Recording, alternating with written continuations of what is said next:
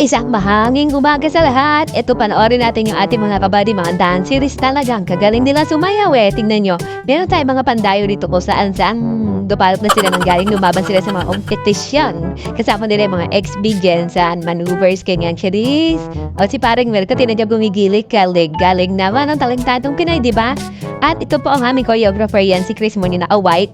Siya po yung talagang choreographer ng mga dance steps na malulupit yan. Mahataw ang mga kabadis natin. Kasi mahilig talaga kami sumayaw. Alam niyo yung sayo lang walang hilig sa amin. Charis, o di man saya-saya, yung mga ganitong moments, bonding time din natin yan. Siyempre, habang nagla-learn tayo, part of learning yan eh. Yung mga ganyang activities at maganda pa sa katawan. Exercise na rin ito. O di ba hataw na hataw ng ating mga baby dyan, oh? Full force. O di ba ang galing-galing nilang sumayaw, nakakatuwa. Parang mga dinig pa nila yung sex bomb, di ba yung mga pambato ng That's Entertainment dati? Gusto nyo ba yung That's Entertainment? Alam nyo ba kung ano yung That's Entertainment? Sinauna pa yung Charis na mapaghalata tuloy yung kapanahunan ko, pero okay lang yan. Kasi masaya naman tayo. Nagtatrabaho tayo, natututo tayo, nag-i-enjoy tayo. Yan ang parte ng mga buhay ng mga taga-hospitality industry at proud kami yan sa mga activities namin na yan. Siyempre, hindi matatawaran yung mga karanasan natin dito sa iba't ibang aspeto ng buhay natin sa daily living natin na i-apply namin yung mga natututunan namin. Katulad ito pagsasayaw na to.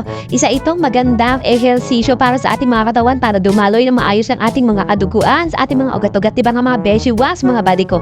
Kaya kayo, maglaan kayo ng time para makapag-exercise kayo. Para ang mga buhay natin sumaya, nakakatanggal ng stress sa haba pa ang mga buhay-buhay natin, diba? O diba ang dal-dal ko, chikadora ang dating nakabady nyo. O diba funny?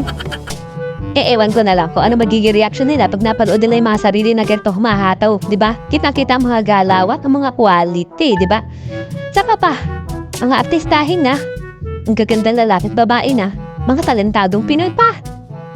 Ito yung tinatawag na pinagsanib puwersa ng mga magagaling, mga bibo kids, mga lehitimong, masisipag, magigiting nating mga kabadis dyan. Kaway-kaway sa mga nakakapanood ng video, baka pwedeng pa-subscribe po ng aming channel para masaya. At i-hit nyo na rin ang notification bell para ma-update kayo sa mga bagong updates. Marami pong dark na video. Makukuhanan nyo ng aral laban sa mga stress sa buhay at may matututunan po kayo sigurado sa tignan.